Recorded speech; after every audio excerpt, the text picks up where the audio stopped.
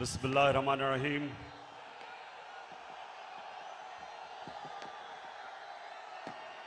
अल्लाह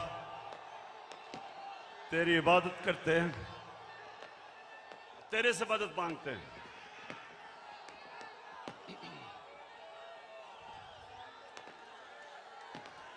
बहुत शुक्रिया, बहुत शुक्रिया, बहुत शुक्रिया। लाहौर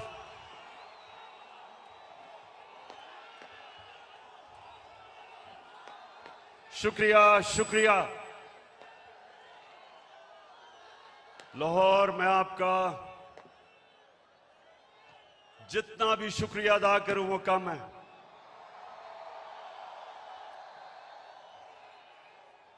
मुझे पता था कि आप मुझे मायूस नहीं करेंगे।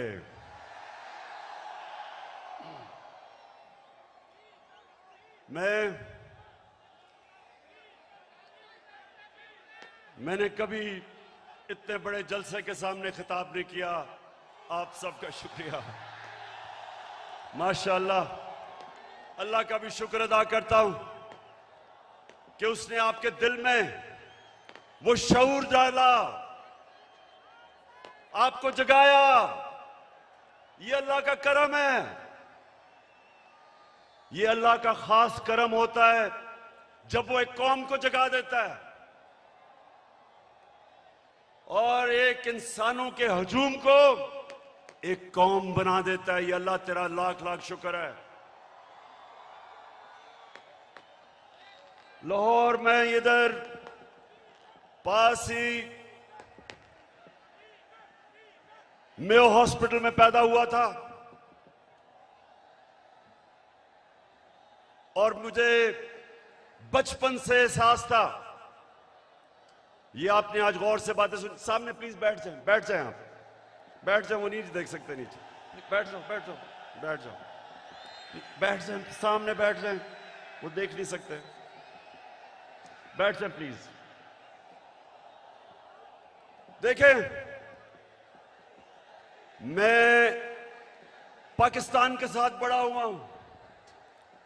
मैं बार बार लोगों को बताता हूं कि मेरे मां बाप एक गुलाम हिंदुस्तान में पैदा हुए थे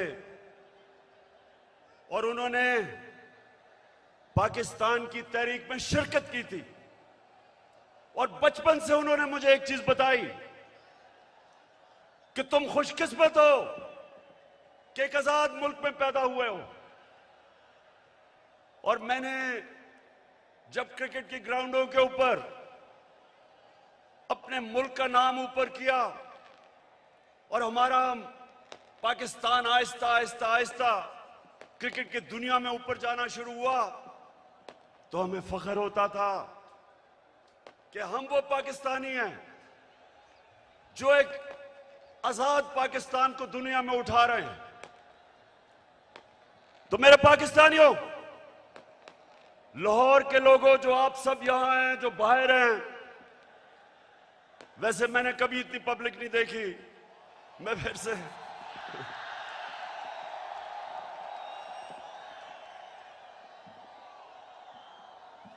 आप जितने भी लोग आज मेरी बात सुन रहे हैं, बड़े गौर से आज क्योंकि मैंने आज आपको लाएमल देना है कि हमने ये ना गुलामी कबूल करनी है, ना ये इंपोर्टेड हुकूमत कबूल करनी है।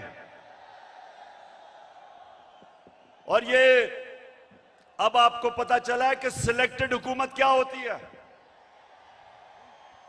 जो बाहर से सिलेक्ट होके लोगों के ऊपर मुसल्लत की जाती है, ये होती है सिलेक्टेड हुकूमत।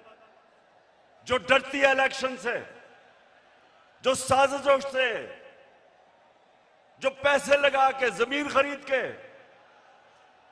बाहर जो साम्राज्य उनकी जूते पॉलिश करके जो आज ऊपर हमारे मुल्क पे मसल्लत की गई है। तो मैं आज आपको लाएमल दूंगा कि मैं किसी सूरत इस हुकूमत को कबूल नहीं करूंगा। मैं इन गुलामों को और पाकिस्तान के करप्ट तरीन लोगों को मैं कभी कबूल नहीं करूंगा। और मैं अभी आपको लाएमल देता हूं, लेकिन उससे पहले यह साजिश क्यों हुई? मेरे लाहौर के लोगों, जरा थोड़ा सा सब्र से सुने, यह साजिश हुई क्यों। मैं जब से वजीर आजम बना, मेरी सबसे बड़ी कोशिश यह थी कि हमारी आजाद फॉरेन पॉलिसी बने। आजाद फॉरेन पॉलिसी का मतलब यह कि हम जो भी फैसले करें अपने लोगों के मफादात के लिए करें। मैं अपने लोगों को किसी बैरूनी मुल्क की उनके मफादात के लिए कुर्बान ना करूं। मेरे फैसले मेरी कौम के लिए हों। ये वो लोग जो आदी हुए थे पाकिस्तानियों को हुक्म देते थे, धमकियां देते थे, एक ही टेलीफोन पे सारी बातें मनवा लेते थे, उनको ये चीज पसंद नहीं आई। मैंने ये भी फैसला किया जब जिस दिन मैं वजीर आजम बना कि मैं हर इंटरनेशनल फोरम में एक बात उठाऊंगा कि जो इस्लामोफोबिया और हमारे नबी सल्लल्लाहु अलैहि वसल्लम की शान में गुस्ताखी करते थे, मैंने फैसला किया था कि यूनाइटेड नेशंस में उठाऊंगा, ओआईसी में उठाऊंगा, हर फोरम पे उठाऊंगा, क्योंकि हमारे मुसलमानों को 1.5 अरब मुसलमानों को यह तकलीफ देते थे, वो भी पसंद नहीं आई, वो बाहर के लोगों को पसंद नहीं आई। और तीसरी चीज उनको क्या नहीं पसंद आई कि मैं जितनी भी फॉरेन पॉलिसी थी, चाइना से, रशिया से, मुसलमान ममालिक से, मेरी सबसे बड़ी कोशिश ये होती थी कि मेरी कौम को किसमें फायदा है। मैंने कभी भी किसी से डिक्टेशन नहीं लिया और ना मैंने कभी लेना था। हुक्म किया कि रूस क्यों चले गए, हुक्म आया बाहर से कि आप रूस क्यों गए। मैं रूस इसलिए गया, एक पाकिस्तान में गैस खत्म हो रही है, हमने उसे गैस का कॉन्ट्रैक्ट करना था, लेकिन 2 और चीजें, रूस हमें तेल 30% कम कीमत पे दे रहा था।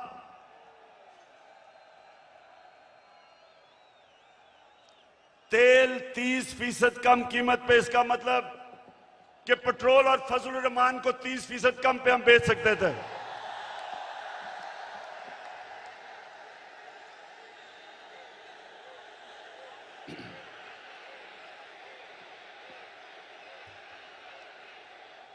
उसके अलावा हमें 20 लाख टन गंदम इंपोर्ट करनी थी रूस से, वो भी हमें 30% कम कीमत पे दे रहे थे। मैं इसलिए गया था कि मेरे लोगों को फायदा था, मेरी आवाम को फायदा था, मैं महंगाई कम कर सकता था। और ये देखें कि हिंदुस्तान जो अमेरिका का करीबी एलाई है, स्ट्रेटेजिक एलाई है, वो तेल मंगवा रहा है रूस से। उसको अमेरिका ने कहा कि ना तेल खरीदो, उसने आगे से सीधा जवाब दिया अमेरिका को कि हम अपने लोगों के मफादात के लिए फैसले करते हैं। यानी कि हिंदुस्तान की फॉरेन पॉलिसी उनके लोगों के मफादात के लिए, और हमारी फॉरेन पॉलिसी किसी और कौम की मफादात के लिए। यह भी पसंद नहीं आई बात, चाइना से ताल्लुकात वो भी पसंद नहीं आए, तो तब बाहर से साजिश होनी शुरू हुई। लेकिन ये याद रखें कि साजिश कभी मुकम्मल नहीं हो सकती जब तक अंदर मुल्क के मीर जाफर और मीर सादिक ना बैठे हों। मीर जाफर वो गद्दार था जिसने अंग्रेजों के साथ मिलकर मुसलमानों की हुकूमत, सिराजुद्दौला की हुकूमत गिराई जाती मफादात के लिए। और मीर सादिक वो था निजाम हैदराबाद के साथ मिलके, अंग्रेजों के साथ मिलके टीपू सुल्तान को इन्होंने हरवाया। यहां भी मीर सादिक और मीर जाफर बैठे हुए थे जिन्होंने बाहर की साजिश में पूरा हिस्सा लिया।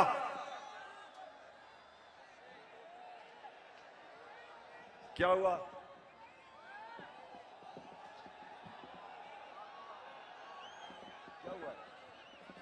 अच्छा सुना जरा, हो जाएगा ठीक।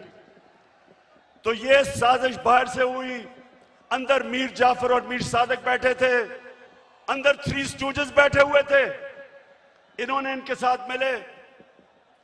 और भी इसके अंदर लोग मुलव्वस थे।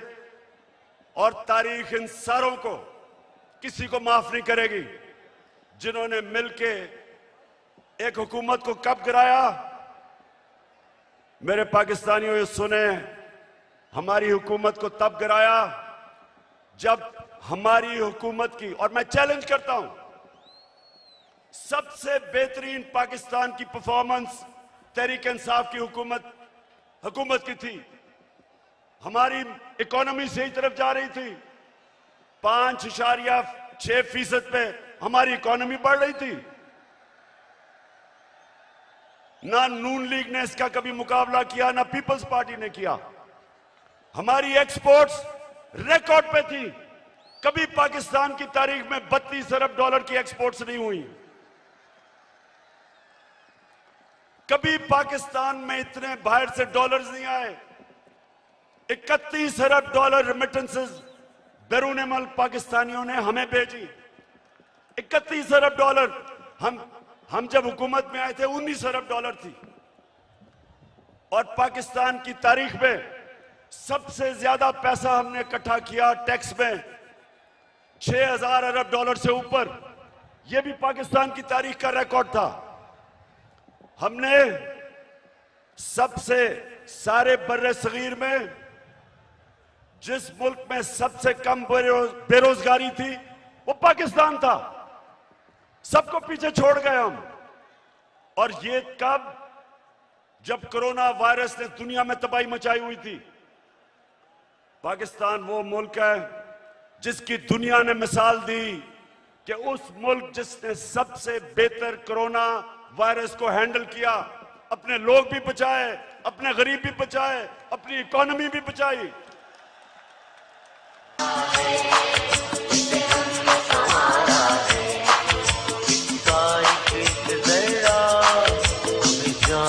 प्यारा है। और अपने किसानों को, लाहौर के लोगों सुनो, हमने अपने किसानों को कैसे फायदा पहुंचाया।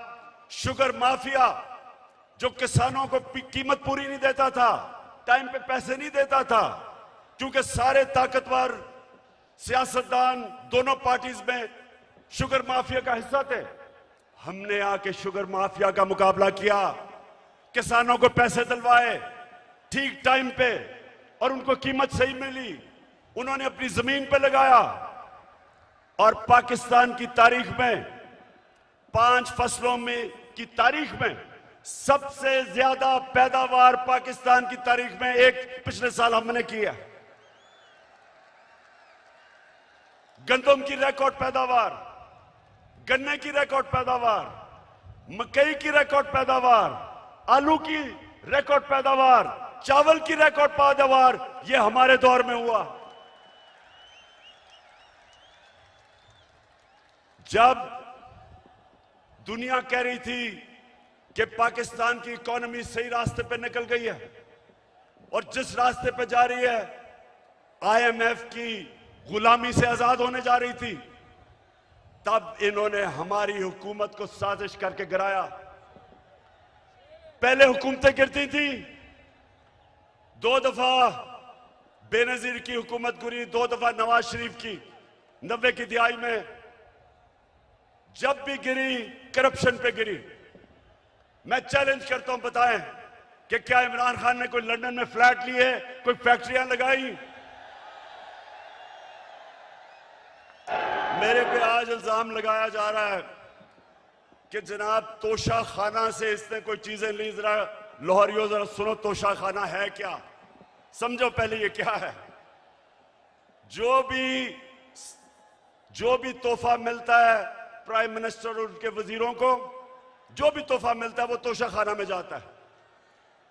इनके जमाने में जब तोशा खाना में प्रेजेंट जाता था तो ये 15% पैसे दे के जो हुकूमत को जाती थी वो खरीद सकते थे। हम आए, हमने 50% रखा, 50% हुकूमत को जाता था और जो भी हम खरीदना चाहे हम खरीद सकते थे। जो भी मैंने खरीदी सब रिकॉर्ड के ऊपर है, सब कानून के अंदर है। और आज मैं आप सबको यह भी बता दूं कि मैंने उन पैसों से जो मेरे घर के नीचे सड़कें जो आम लोगों को भी फायदा पहुंचाती थी, वो तोशा खाना के पैसे से सड़क ठीक की, हुकूमत का पैसा नहीं लिया। मेरा जो घर है मैं कानून के मुताबिक उसको कैंप ऑफिस बना के सारे खर्चे हुकूमत देती है, यानी आप देते हैं टैक्स, आप टैक्स पेयर उसका पैसा सारा देता है। मैं अपने खर्चे देता हूं। मैं कोई ना लाहौर का घर ना वहां कैंप ऑफिस नहीं किया, अपने पैसे से वो चलाया। जो दीवार नीचे बनानी थी सिक्योरिटी फेंस, गवर्नमेंट से पैसे नहीं लिए, अपना ऑफिस चलाया, गवर्नमेंट से पैसे नहीं लिए। और ये लोग जो आज प्रोपेगेंडा कर रहे हैं, मैं चैलेंज करता हूं कि तुम्हारे मैं चैलेंज करता हूं कि कभी पाकिस्तान की तारीख में किसी प्राइम मिनिस्टर ने अपने ऊपर इतना कम पैसा खर्च नहीं किया जो मैंने किया। चैलेंज करता हूं। तो चली है अब तहरीक, ये होगा ठीक, ये प्यारा पाकिस्तान। दिल में हो नीयत साफ तो हो इंसाफ, कहे इमरान खान।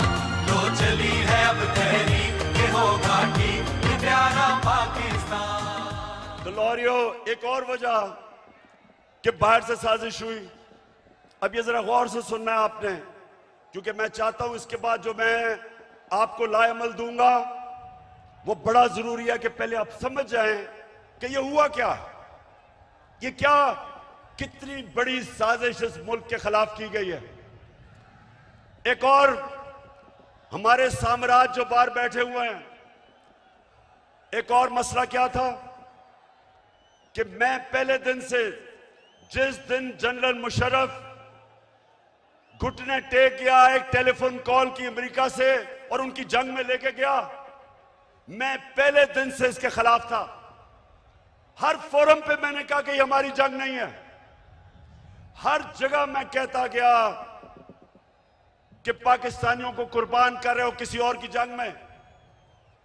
और मैंने ये भी कहा कि अफगानिस्तान में कोई मिलिट्री सोल्यूशन नहीं है, बातचीत से मसला हल होगा। मुझे बुरा भला कहा गया, तालिबान खान कहा गया, मुझे कहा मैं दहशतगर्दों के साथ हूं, मेरी पूरी कैरेक्टर असैसिनेशन हुई। लेकिन मैं क्यों कह रहा था कि हमारी जंग नहीं है? क्योंकि मेरे पाकिस्तानियों, फॉरेन पॉलिसी बनती है, बार बार अपने ज़हन में डाल लो, अपने लोगों के फायदे के लिए। कौन से मुल्क अपने आप को किसी और मुल्क के लिए कुर्बान करता है? 80,000 हमारे लोग शहीद हुए, 6,500 हमारे फौज के नौजवान शहीद हुए, हमारा कबायली इलाका उजड़ गया, 100 अरब से डॉलर से ज्यादा मुल्क को नुकसान हुआ। कभी कोई कमीशन बैठी, कभी किसी ने यह सोचा कि ये किसने हमें इस जंग में लेके गया ताकि आगे से हम इस तरह की हिमाकत ना करें। तो जब मेरे से इंटरव्यूअर ने पूछा क्या आप अमेरिका को बेस देंगे, क्या कहा मैंने? और क्या आप मेरे से कोई और उम्मीद रखते थे? एब्सोल्युटली नॉट के अलावा कोई उम्मीद रखते थे? क्योंकि मेरा जीना मरना पाकिस्तान में है। ये मेरा मुल्क है, ये मेरे लोग हैं। मैं क्यों अमेरिका के लिए अपने लोगों को कुर्बान करूं? तो ये भी उनको तकलीफ थी। उनको चाहिए थे चेरी ब्लॉसम बूट पॉलिश करने वाले, जो कहता कि बेगर्स आर नॉट चूजर्स, यानी कि क्योंकि हम मकरूज हैं, हम गुलाम हैं, हम आपके जूते पॉलिश करेंगे। पाकिस्तानियों, ये याद रखो, मैं बार बार आपको एक चीज कहता हूं, कभी कभी किसी जमात को वोट ना दो जिनके लीडर्स के पैसे जायदादें मुल्क से बाहर पड़ी हैं, कभी उनको वोट ना दो। ठीक करेगा सब कप्तान, नया बनेगा पाकिस्तान, नया बनेगा पाकिस्तान, नया बनेगा पाकिस्तान। डट के खड़ा है अब इमरान, नया बनेगा पाकिस्तान। डट के खड़ा है अब इमरान, ठीक करेगा सब कप्तान। क्योंकि जिधर इनके पैसे बाहर पड़े हैं, इनकी जायदादें बाहर पड़ी हैं, इनकी प्रॉपर्टीज बाहर हैं, इनके ऑफशोर अकाउंट्स बाहर हैं, ये याद रखें, ये कभी साम्राज्य का प्रेशर बर्दाश्त नहीं कर सकते। ये वो करेंगे जो उनको हुक्म मिलेगा। उनको इस तरह के करप्ट गुलाम पसंद इसलिए हैं कि ये हमेशा उनके सामने झुके रहेंगे। 400 ड्रोन अटैक हुए पाकिस्तान में। पाकिस्तानियों, 400 ड्रोन अटैक हुए यहां। कोई दुनिया में मिसाल ही नहीं कि जिस मुल्क के लिए आप जंग लड़ रहे हैं वो आपके ऊपर ही बमबारी कर रहा है, इसकी कोई मिसाल नहीं मिलती। 400 ड्रोन अटैक हुए पाकिस्तान में। एक दफा कभी नवाज शरीफ के मुंह से एक दफा निकला कि ये आप बड़ा गलत कर रहे हैं, ये सारे ह्यूमैनिटेरियन लॉज के खिलाफ है, ये कानून के खिलाफ है कि जज, जूरी, एक्सिक्यूशनर 4000 मील दूर बैठ के एक बटन दबाता है और लोग मर जाते हैं, नीचे बम फट जाते हैं। ये 400 ड्रोन अटैक्स हुए पाकिस्तान में। एक लफ्ज इनके मुंह से नहीं निकला। मैं निकला सड़कों पे, मैंने धरने किए ड्रोन्स के खिलाफ, मैंने हर जगह अपनी आवाज बुलंद की, लेकिन इनके मुंह से एक लफ्ज नहीं निकला, क्योंकि ये अपने पैसे के गुलाम हैं और पैसे बाहर पड़े हुए हैं इनके। और मेरे पाकिस्तानियों, जो मुझे सबसे ज्यादा तकलीफ है, आप में अभी हौसला है ना, मैंने आपसे बड़ी जरूरी बातें करनी है।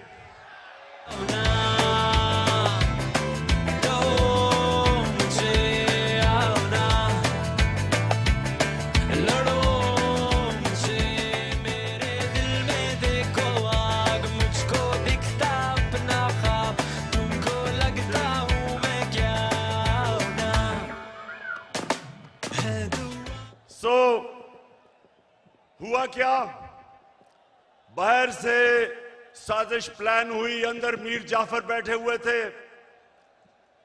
हमें एक मुरासला आता है, हमारे एम्बेसडर से मीटिंग होती है एक अमेरिकी ऑफिशियल की, और उधर वो उसको क्या कहता है, ये जरा सुने, तकब्बर सुने जरा, उसका तकब्बर। हमारे एम्बेसडर को कहता है कि अगर तुमने इमरान खान को इस नो कॉन्फिडेंस मोशन में ना हराया तो पाकिस्तान को बड़ी मुश्किलों का सामना करना पड़ेगा। तकब्बर सुने, 22 करोड़ हमारी अवाम, दुनिया का 5वां 6वां बड़ा मुल्क, और एक ऑफिशियल हमारे एम्बेसडर को कह रहा है कि अगर तुमने इमरान खान को, ये जो उसके खिलाफ नो कॉन्फिडेंस मोशन आ रहा है, अभी आया नहीं था, उसको पहले ही पता था, कहता कि अगर ये आपने इसको ये अगर कामयाब ना हुआ इसके खिलाफ तो पाकिस्तान को बड़ी मुश्किलों का सामना करना पड़ेगा। लेकिन अगर कामयाब हो गया, और ये सुनो मेरे पाकिस्तानियों, कहता अगर कामयाब हो गया तो हम पाकिस्तान को माफ कर देंगे।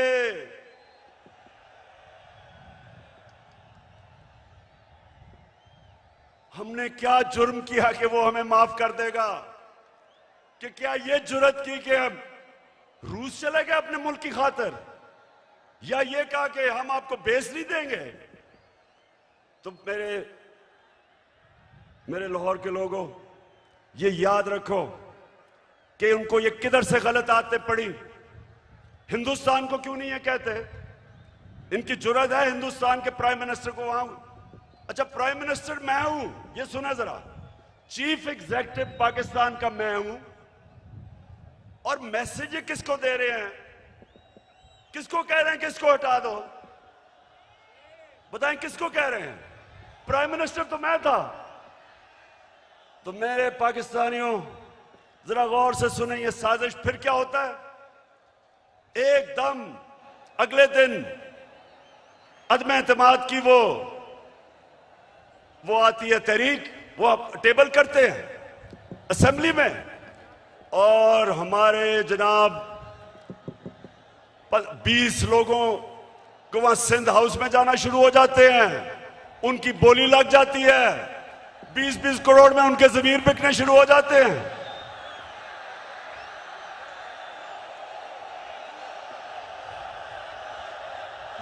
मैं तो देखूंगा, मैं तो देखूंगा, तुम भी देखोगे।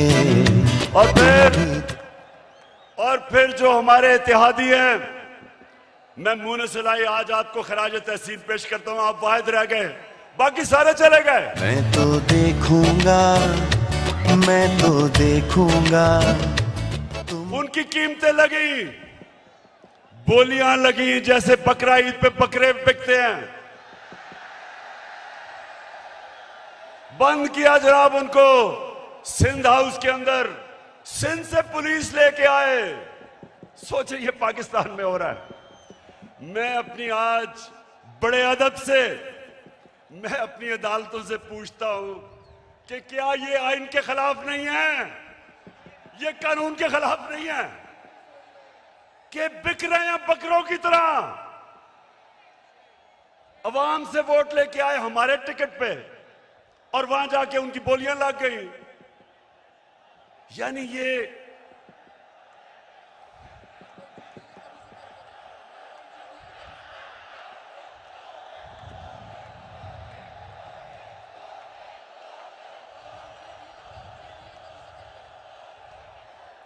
वैसे देखो मेरे पाकिस्तानियों, एक आप सब ने वादा करना है, वोट हमें दे या ना दे, मैं आप सारे पाकिस्तानियों से बात कर रहा हूं, लेकिन खुदा के वास्ते कभी इन लोटों को सारी जिंदगी वोट नहीं देना आपने।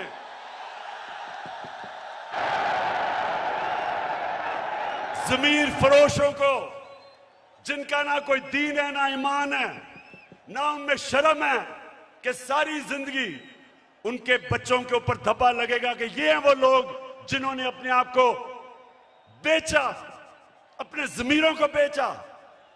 सारी जिंदगी के लिए इनके ऊपर एक मोहर लगे कि कभी ये सियासत के पास ना आए। जिन जिन हलकों में ये जाएंगे, मेरी कौम पाकिस्तानियों, अगर आपने इनको किसी भी हलके में जीतने दिया, आप इस मुल्क से गद्दारी करेंगे।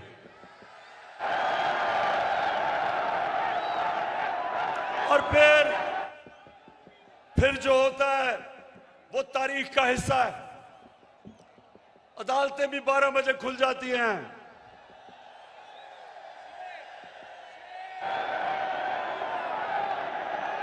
मेरे यहां दोनों स्पीकर बैठे हुए हैं, एक्स स्पीकर असद कैसर भी बैठा हुआ है और कासिम सूरी, दोनों हीरो हैं।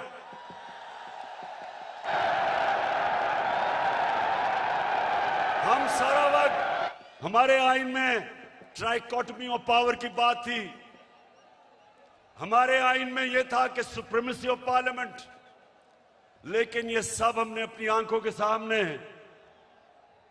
हमने सब ये इसको जाते देखा, और हमने फिर ये देखा, और ये सबसे तकलीफ दे चीज है। पाकिस्तानियों जरा मेरी ये बात सुननी है, सबसे तकलीफदेह चीज क्या है कि इस मुल्क के सबसे बड़े डाकू 30 साल से जो इस मुल्क को लूट रहे थे, जिनके ऊपर करप्शन के केसेस थे, जो जमानत पे थे, उनको इस कौम के ऊपर मुसल्लत किया गया।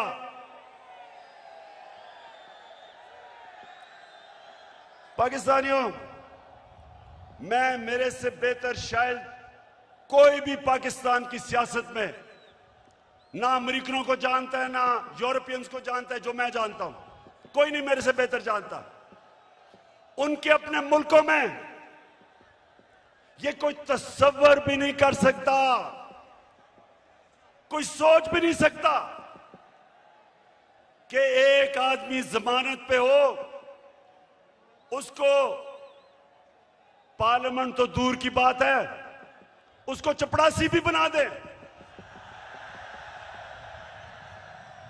या उन्होंने हमारा प्राइम मिनिस्टर बना दिया और उसके बेटे को, जो सारा लाहौर जानता है कि हर एक एक चीज के ऊपर रिश्वत लेता था, उसको चीफ मिनिस्टर का कैंडिडेट बना दिया। मैं ये सोचता हूं, आज मेरे पाकिस्तानियों सुनो जरा, मैं ये सोचता हूं क्योंकि मैं उन माशरों को बड़ी अच्छी तरह जानता हूं कि वो हमें कितनी हकारत से देखते हैं, हमें वो क्या समझते हैं कि चोरों के हमारे ऊपर मुसल्लत कर दिया। खुद सोचो, 20 साल ये जो आज बैठे हुए हैं, ये एक दूसरे को चोर कहते रहे हैं। क्या ये चेरी ब्लॉसम ने नहीं कहा था कि मैं आसिफ जरदारी का पेट फाड़ के पैसा निकालूंगा? ये क्या लोगों को बेवकूफ समझते हैं? क्या नवाज शरीफ ने 2 दफा आसिफ जरदारी को जेल में करप्शन पे नहीं डाला था? और क्या आसिफ जरदारी ने हुदैबा पेपर मिल का अरबों रुपए का केस नवाज शरीफ और शहबाज शरीफ पर नहीं किया था? और क्या ये दोनों मिलके फजल रहमान को डीजल नहीं कहते थे?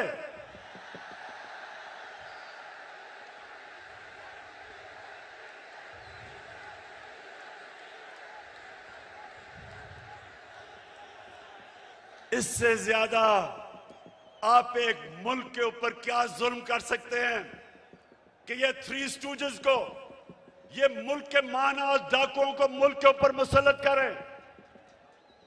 मैं आपको आज ये बता रहा हूं, जब तक मैं जिंदा हूं मैं इनका मुकाबला करूंगा, मैं कभी इनको तस्लीम नहीं करूंगा। पुत्र हटाते नहीं बिकते, ए पुत्र हटाते नहीं बिकते, की लबनी बिच बाजार कुड़े, देन मेरे दादा दी देन। पाकिस्तानियों, अब ये जरा मेरी बात सुना। ये इतना बड़ा इस मुल्क पे जुल्म किया इन्होंने कि आपको अंदाजा नहीं कि ये जो हमारे माशरे को करेगा, एटम बॉम्ब भी नहीं कर सकता। मेरे नबी सल्लल्लाहु अलैहि वसल्लम ने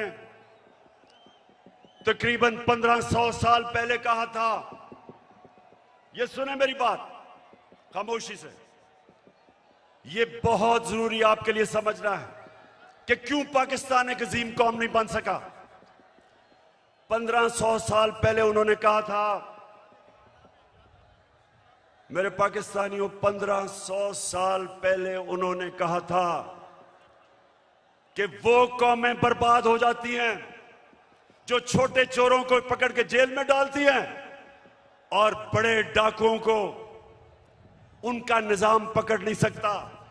ये है आपके सामने। अब इससे बड़ी मिसाल क्या है कि 40 अरब रुपया शहबाज शरीफ और उसके बेटों के ऊपर 40 अरब रुपए के एफआईए में और नैब में केसेस हैं। एफआईए के 16 अरब रुपए इसके नौकरों के नाम पे एफआईए ने पकड़े हैं और इस आदमी को प्राइम मिनिस्टर बना दिया।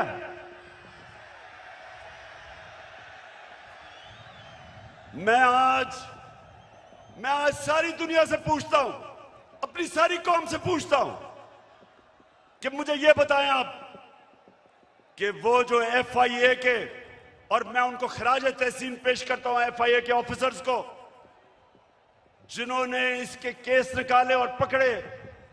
जब इसका बेटा सलमान शहबाज बाहर भाग गया, जब उसे पता कि एफआईआर पकड़ने लगी है, उससे पहले दामाद इनकी अपनी हुकूमत में, जब नून लीग की हुकूमत थी, इसका शहबाज शरीफ का दामाद बाहर भागा करप्शन के केसेस से डर के। नवाज शरीफ के दोनों बेटे बाहर भागे क्योंकि वो बता नहीं सकते थे कि अरबों रुपए की प्रॉपर्टीज इनके पास लंदन में किधर से आई। इसहाक डार प्राइम मिनिस्टर के प्लेन पे नून लीग की हुकूमत में बाहर भागा, उसके बेटे बाहर भागे हुए हैं। ये लोगों को हमारे ऊपर मुसल्लत किया जा रहा है।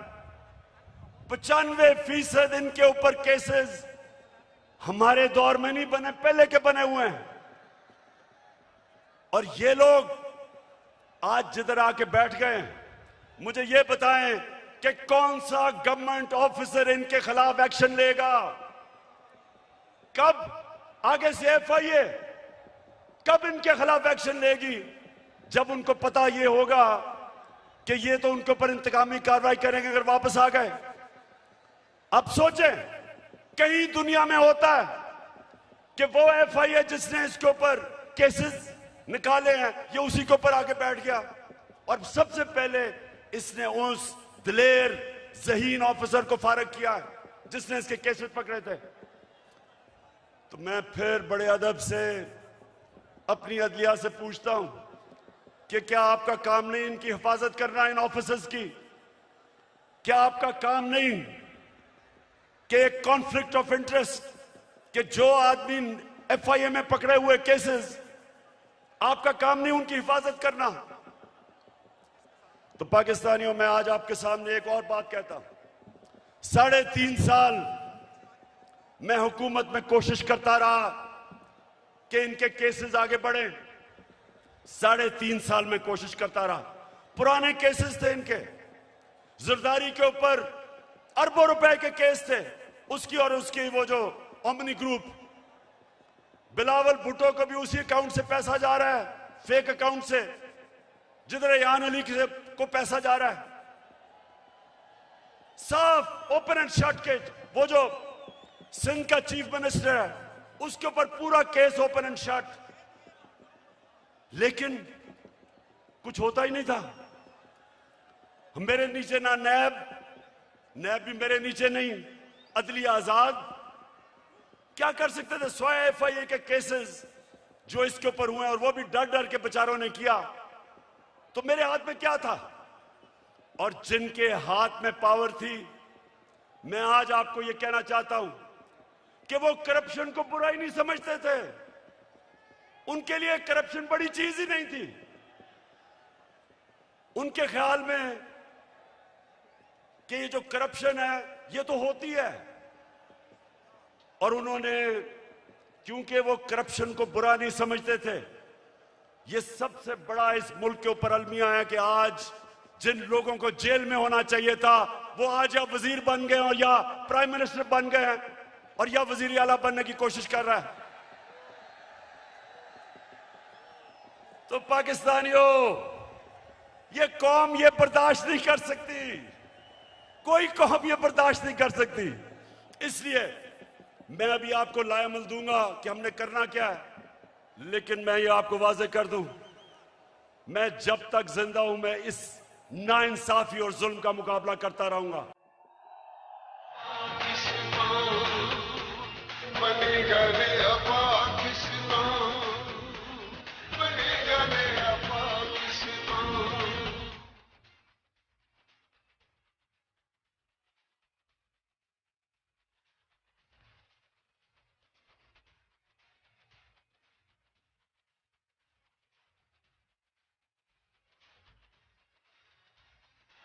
धरती मिसाल होगी अमनो अमान की। पाकिस्तानियों, लाहौर के मेरे बाशऊर शहरियों, पहले बताएं आप तैयार होंगे जो मैं आपको बाद में बताने लगा हूं मेरे साथ इंशाल्लाह। अच्छा, अब मैं आपको जिस चीज की मुझे और बहुत तकलीफ है कि वो केसेस जो भी ताकतवर है यहां, उनको हमारा इंसाफ का निजाम कानून के नीचे ला ही नहीं सकता। अब ये सोचें कि जब हमारे नबी सल्लल्लाहु अलैहि वसल्लम ने कहा था कि कौम तबाह हो जाती जब ताकतवर को नहीं पकड़ती, डाकू को और सिर्फ छोटे चोरों को पकड़ती है, उनकी सोचें, उनकी हिकमत, यानी उनमें अल्लाह ने उनको सबसे दुनिया का अजीम आदमी किसी वजह से बनाया था और हमें हुक्म किया था कि उनकी सुन्नत पे चलो।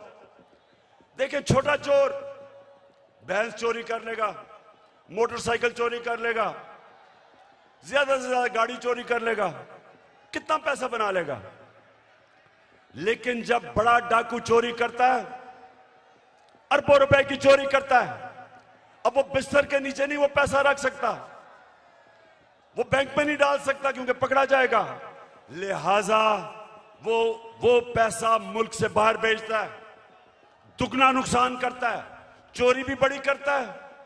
और जब वो पैसा मुल्क से बाहर भेजता है, जिसको मनी लॉन्ड्रिंग कहते हैं, तो वो डॉलर खरीद के भेजता है। जब वो डॉलर खरीदता है, डॉलर के ऊपर प्रेशर पड़ता है, रुपए की कीमत गिरती है।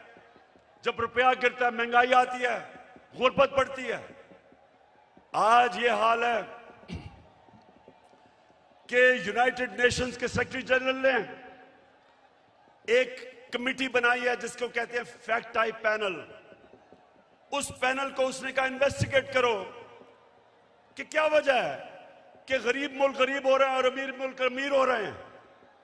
आपको पता है उस पैनल ने क्या, उसने जब इन्वेस्टिगेट किया तो क्या चीज सामने आई कि हर साल, पाकिस्तानियों इधर और से सुनो, हम IMF से हम सिर्फ 6 अरब रुपए के कर्जा जब लेते हैं तो हमें उनकी हर बात माननी पड़ती है। हमें मुल्क के ऊपर एक जंजीर डल जाती है गले में, 6 अरब डॉलर पे। तो हर साल गरीब मुल्कों से जो पैसा जाता है अमीर मुल्कों में, ऑफशोर अकाउंट्स में, लंदन फ्लैट्स में, वो 1700 अरब डॉलर है।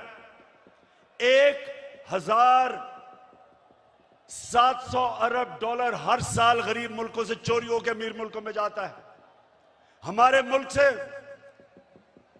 अंदाजा लगाया जाता है 15 अरब डॉलर हर साल बाहर जाता है चोरी करके। और वो कौन करता है? वो भैंस चोर या मोटरसाइकिल चोर नहीं करता, वो ये बड़े बड़े डाकू जो आज ऊपर मुसल्लत कर दिए हैं, ये चोरी करके पैसा बाहर भेजते हैं। और इसलिए मेरे पाकिस्तानियों, इनका मुकाबला करना है हमने। ये है हमारी हकीकी आजादी की जंग जो मैं आपको आज तैयार करवाने आया हूं उसके लिए।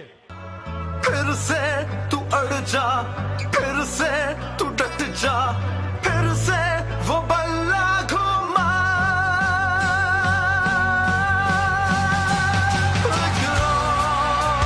कदम बढ़ा,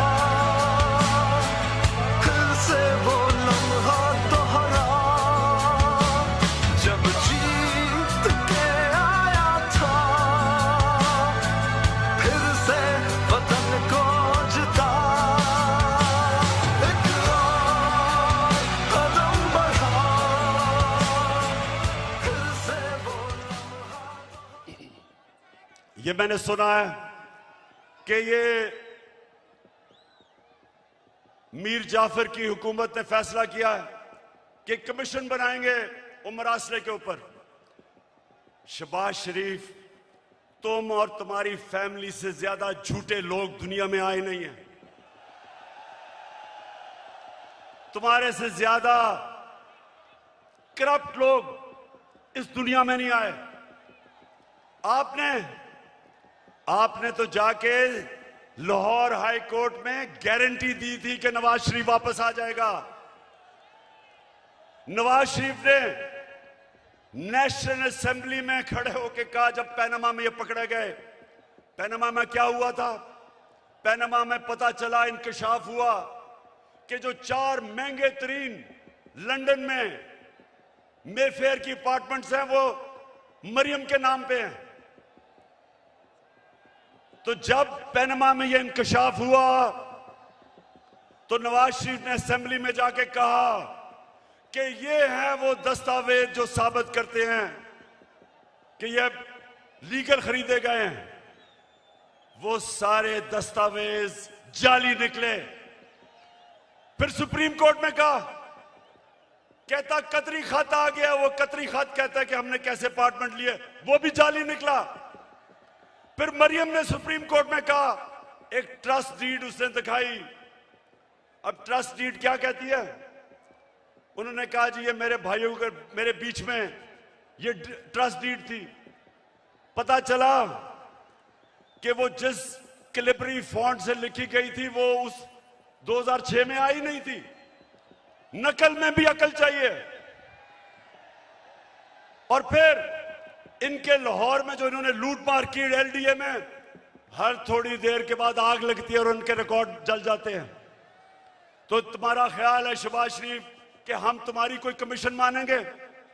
हम सिर्फ एक कमीशन मानेंगे, सुप्रीम कोर्ट के अंदर ओपन हेयरिंग हो। जिस तरह धांधली के ऊपर कमीशन बनी थी, ओपन हेयरिंग हो, मीडिया के सामने हो, ताकि सबको पता हो कि कितनी बड़ी साजिश हुई है पाकिस्तान से। और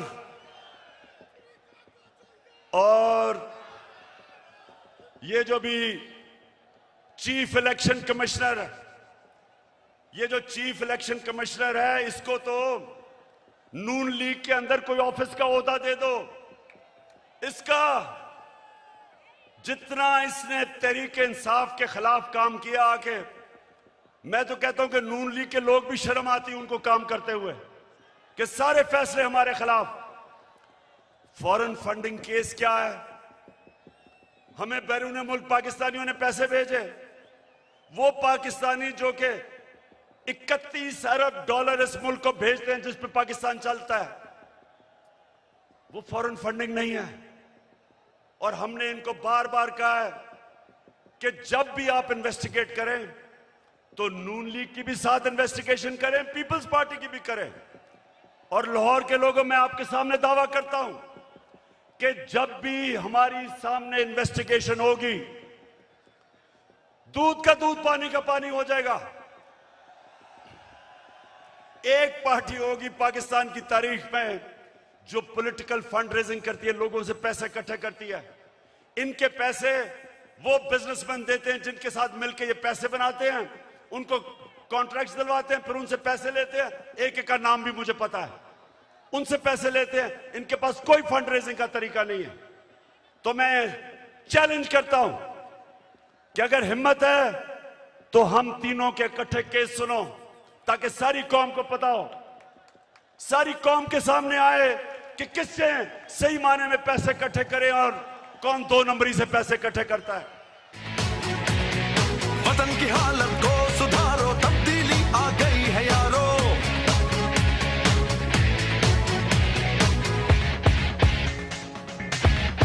तब्दीली ना नहीं रही, तब्दीली आ गई है।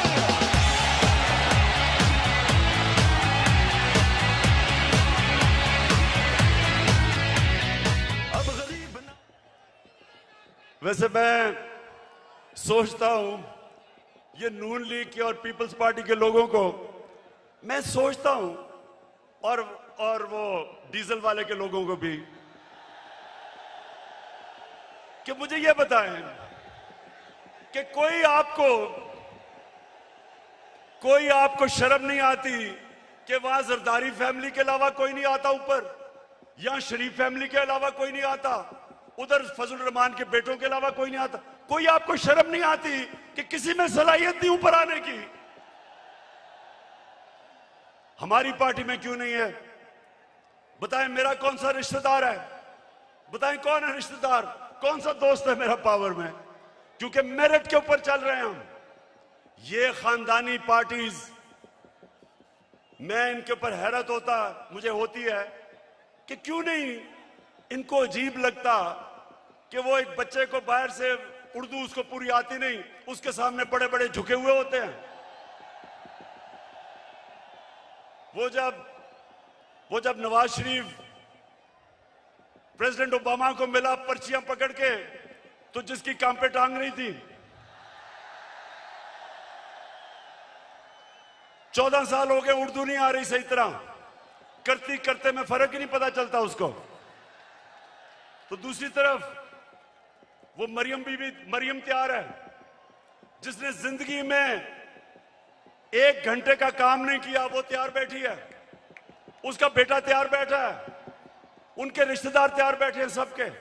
तो कोई इनके लोगों को कोई एहसास नहीं कि ये हैं कौन, इनकी सलाहियत क्या है सिवाय चोरी करने के, कि इनके अलावा कोई ऊपर ही नहीं आ सकता।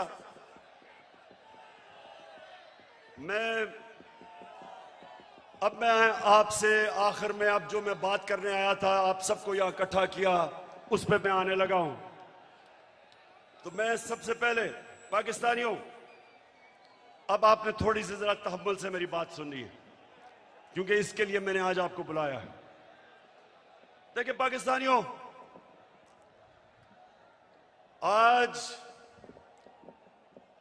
आज वो दिन है, 84 साल पहले इल्लामा इकबाल इस दुनिया से गए थे। सामने उनका मज़ार है, और वो एक ऐसा इंसान था, शायद ही कोई ऐसा ज़हन 500 साल में मुसलमान दुनिया में आया हो। और इल्लामा इकबाल की जो पूरी कोशिश थी कि एक गुलाम कौम को उठाए, जिंदा करे गुलाम कौम को, उनकी इतनी शायरी है।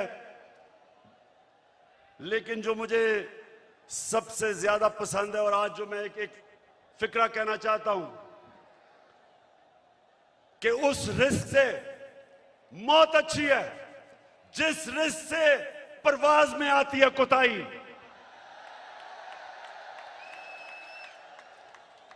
पाकिस्तानियों, यहां 1940 में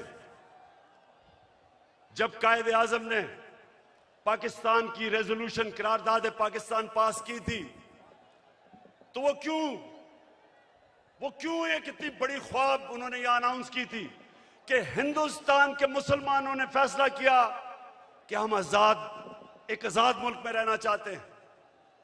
ये पाकिस्तान सिर्फ इस खित्ते के मुसलमानों के लिए नहीं था, जो हिंदुस्तान में मुसलमान जो नहीं पाकिस्तान आ सके, उन्होंने भी वोट दी पाकिस्तान के लिए, क्योंकि पाकिस्तानियों बड़ी ख्वाब का नाम था पाकिस्तान।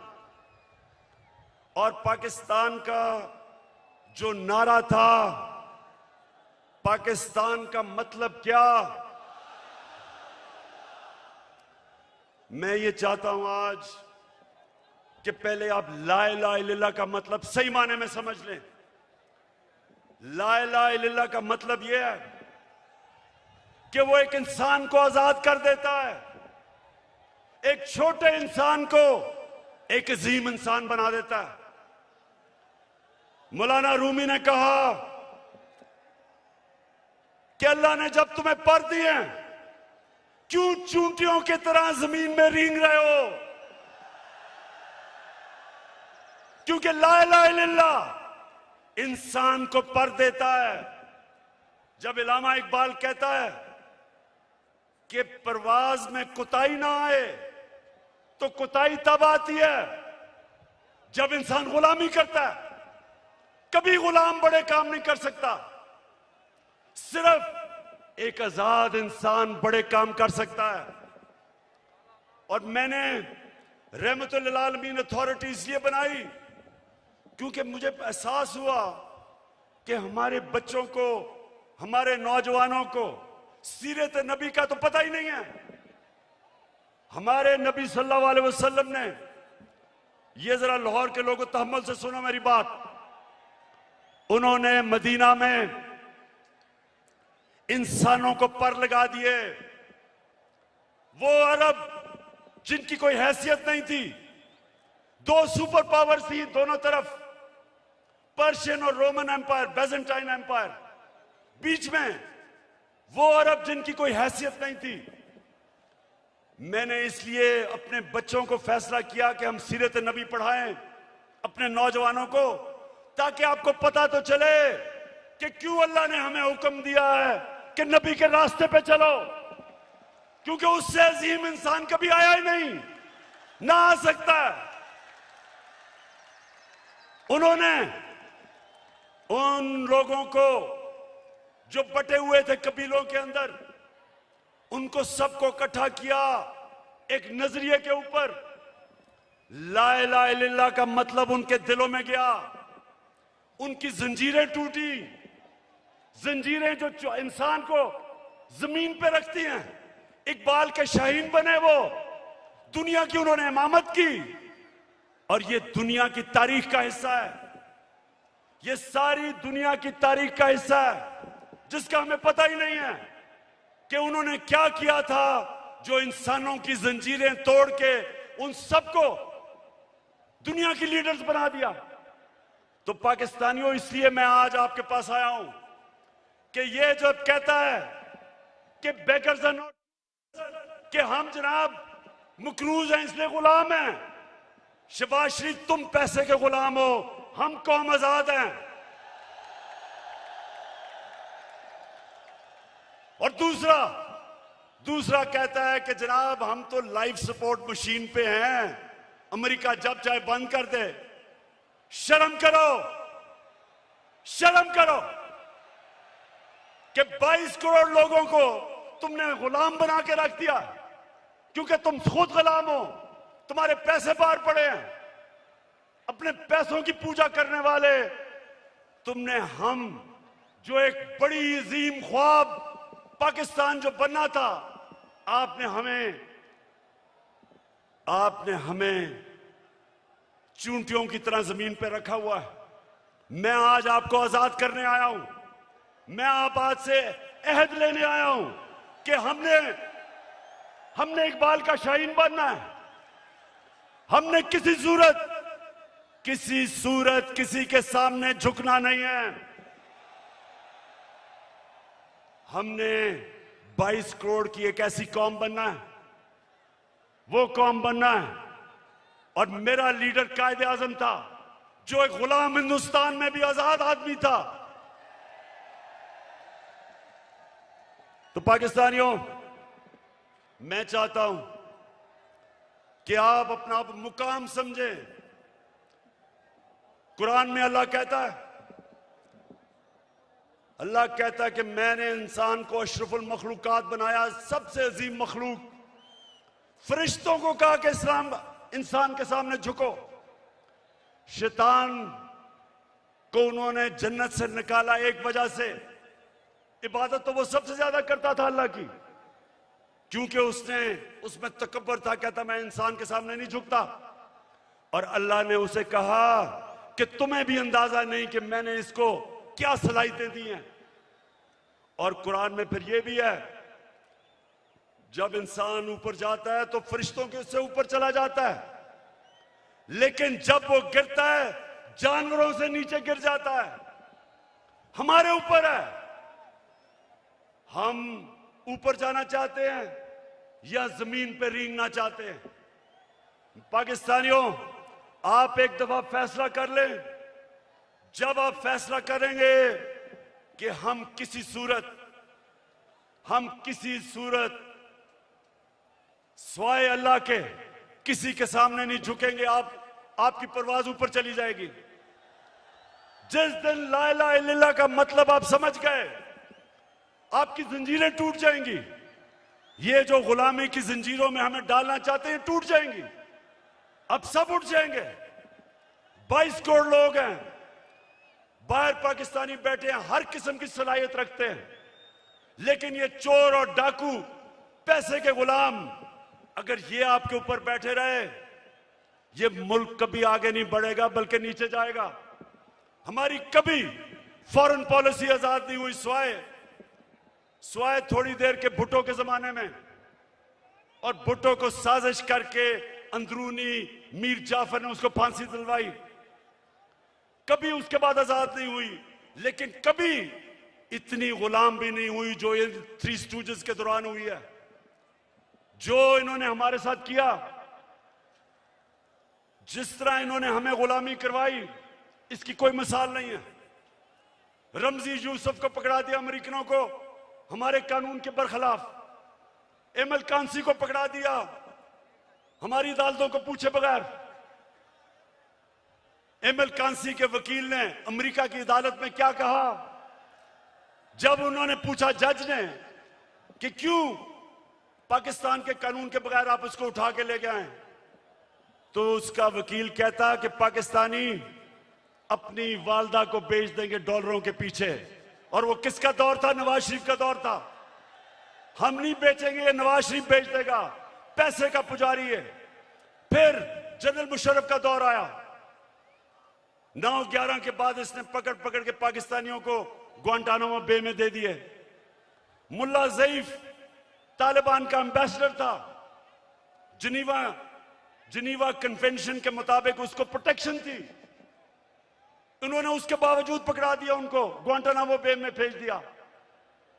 हमारे मुल्क से लोगों को उठा उठा के ले गए। हम जंग उनकी लड़ रहे हैं और दुश्मन हम ही बने हुए हैं। 400 ड्रोन अटैक्स करवा दिए, कबायली इलाके को उजाड़ दिया। जो कबायली इलाके के लोगों को मुश्किलों का सामना करना पड़ा, आप सोच भी नहीं सकते। 35 लाख लोगों ने नकल मकानी की वहां से, 40 लाख लोगों ने स्वात से नकल मुकानी की। या मेरे 2 एक्स मिनिस्टर्स बैठे हुए हैं, मुराद सईद, इसकी वालदा को एक उसी जंग में स्वात में जब बम फटा तो उसकी वालदा के सर पे लगा, अभी तक वो कोमा में है, सालों से वो कोमा में पड़ी हुई है। यहां सरताज गुल है, उसका भाई यहां खुदकुश हमले में लाहौर में वो बेचारा शहीद हुआ। मेरे माँ और वालिद की दोनों तरफ से, एक जनरल बिलाल शहीद हुए वालदा की तरफ से, और न्याजी हमारे मियाँ वाली से शहीद हुए। 80,000 हमारे लोग मारे गए। क्यों? पाकिस्तान की जंग से क्या ताल्लुक था? क्योंकि गुलाम बैठे हुए थे। हमें कुर्बान किया गया किसी की खातिर और हमें दुनिया में जिल्लत मिली। उसामा बिन लादेन को पाकिस्तान में आके इन्होंने खत्म किया, कोई 3 दिन कोई बोला नहीं। प्रेसिडेंट ओबामा अपनी किताब में लिखता है कि मुझे बड़ा खौफ था कि मैं सदर जरदारी को जब टेलीफोन करूंगा वो बड़ी मुजम्मत करेगा कि तुमने हमारे मुल्क में आके ये किया क्या। कहता जब 3 दिन के बाद मैंने जरदारी को टेलीफोन किया तो कहता मुझे मुबारक देनी शुरू कर दी उसने।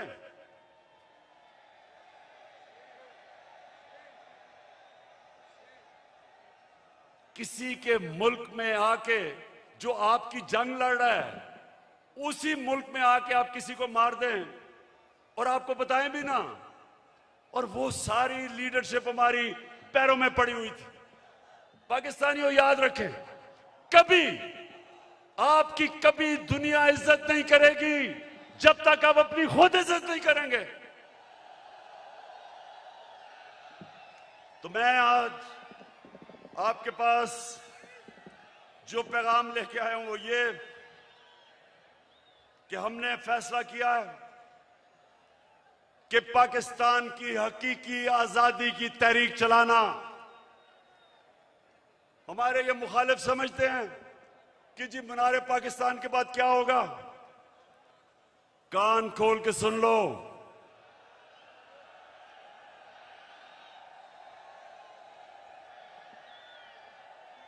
कान खोल के सुन लो कि असल पार्टी तो अब शुरू हुई है।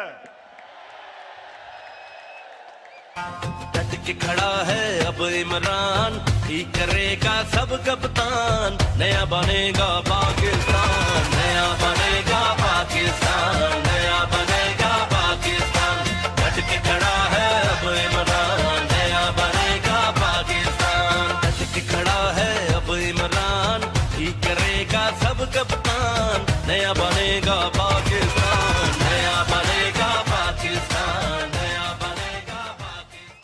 हमने सारे पाकिस्तान, ये मैं तहरीक इंसाफ को कॉल नहीं दे रहा, मैं अपने सारे पाकिस्तानियों को कॉल दे रहा हूं, बल्कि मैं नून लीग और पीपल्स पार्टी के लोगों को जो इस मुल्क में आजादी चाहते हैं, जिनको पता नहीं कि कितनी बड़ी साजिश हुई है, मैं उनको भी आज पैगाम दे रहा हूं कि आपने सबने तैयारी करनी है। गली गली, मोहल्ले मोहल्ले, शहरों में, गांव में आपने सबने तैयारी करनी, आज से शुरू करनी है। आपने मेरी कॉल की इंतजार करनी है जब मैं आप सबको इस्लामाबाद बुलाऊंगा।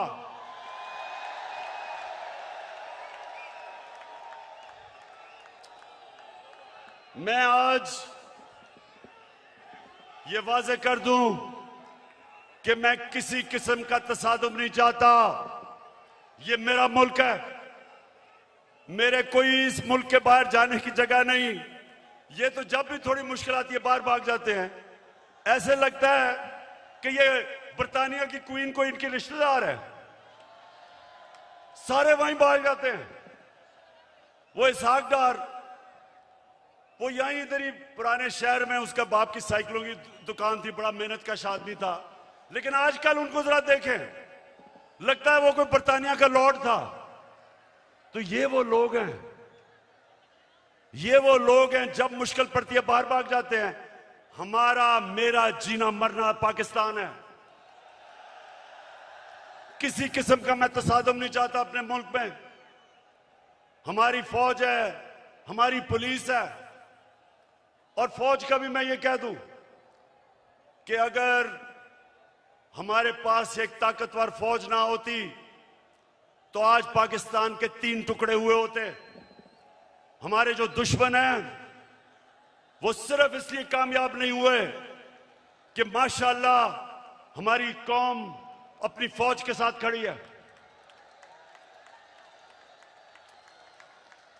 हमारी फौज ने एक गलत फैसला मुशर्रफ ने किया, गलत फैसला उसने किया, लेकिन हमारी फौज ने जिस तरह की कुर्बानियां दी, वो कुर्बानियां ना देते तो आज पाकिस्तान का भी वो जो शाम और इराक का हाल है वो होता।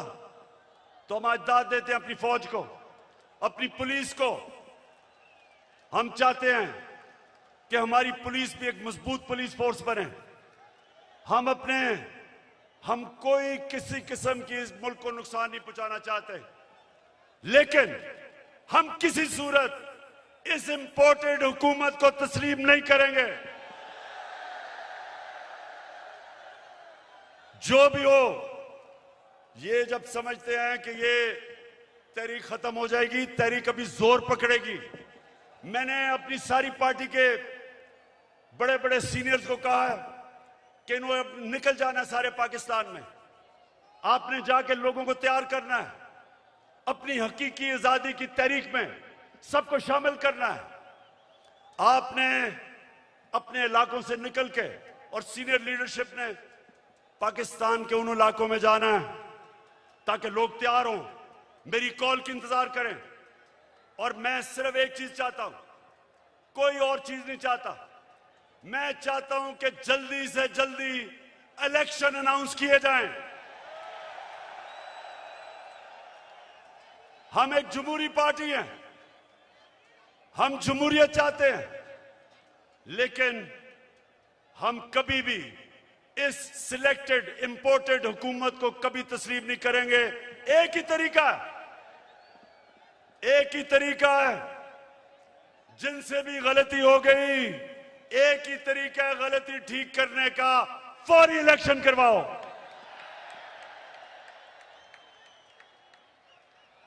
27वीं तारीख को मैं चाहता हूं मेरे पाकिस्तानियों, 27वीं तारीख को शबे दुआ की रात हम बनाएं, अल्लाह से दुआ करें कि हमारी हकीकी आजादी की तहरीक को कामयाब करे अल्लाह। और मैं सबसे अब आखिर में ये अहद लेना चाहता हूं, आपने आज हाथ खड़ा करके मेरे साथ एक अहद करना है। कि आपने मेरे बाद रिपीट करना है। अभी जो आपको कहूंगा रिपीट करना है।